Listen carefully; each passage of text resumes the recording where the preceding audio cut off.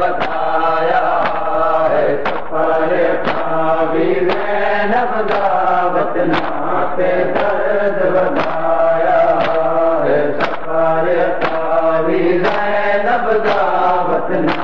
ते दर्द वधाया कायनात के हसन दी गुरबत दा बखरा अंदाज नज़रदा है कायनात के हसन दी गुरबत दा बखरा अंदाज नज़रदा है इदा पहला मैया ते दुनिया ते इदा पहला मैया ते दुनिया ते जिने कफन भी रंग बदलाया है सफर खावी ज़ैनब दा वतना ते दर्द वधाया है सफर खावी ज़ैनब दा वतना ते दर्द वधाया है सफर खावी ज़ैनब दा वतना ते दर्द वधाया है सफर खावी ज़ैनब दा वतना ते दर्द वधाया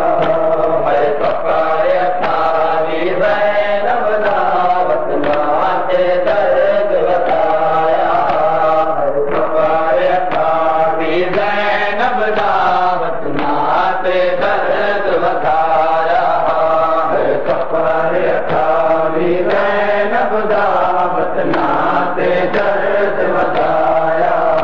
है सफर खावी ज़ैनब दा वतना ते दर्द वधाया मैं सदाक दीवा ज़ैनब उजड़ी पुछिया पाच दी मलिका तू मैं सदाक दीवा ज़ैनब उजड़ी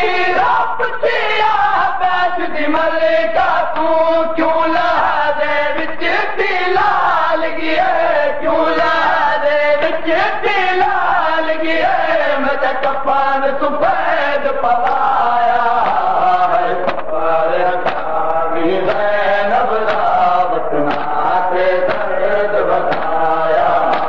है सफर खावी ज़ैनब दा वतना ते दर्द वधाया है सफर खावी ज़ैनब दा वतना ते दर्द वधाया है सफर खावी ज़ैनब दा वतना ते दर्द वधाया मैं सदाक दीवा ज़ैनब उजड़ी पुछिया बाश दी मलिका तू मैं सदाक दीवा ज़ैनब उजड़ी पुछिया बाश दी मलिका तू क्यों लहदे विच लाल गिए क्यों लहदे विच लाल गिए मैं ते कफन सफेद पवाया है सफर खावी ज़ैनब दा वतना ते दर्द वधाया है सफर खावी ज़ैनब दा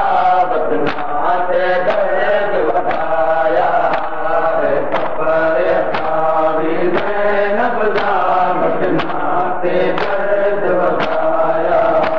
है सफर खावी ज़ैनब दा वतना ते दर्द वधाया कासिम दे प्यो दा मयात जरा कासिम दे प्यो दा मयात जरा वल कब्रिस्तान चुआया है सफर खावी ज़ैनब दा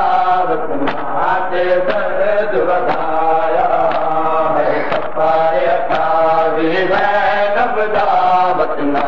ते दर्द वधाया है सफर खावी ज़ैनब दा वतना ते दर्द वधाया है सफर खावी ज़ैनब दा वतना ते दर्द वधाया जनाबे ते जगा के बरदे परदेसी प्यूट जपीदा गुलाम जनाबे ते जगा के बरदे परदेसी प्यूट चुप करके तबार रसूल तू चुप करके तबार रसूल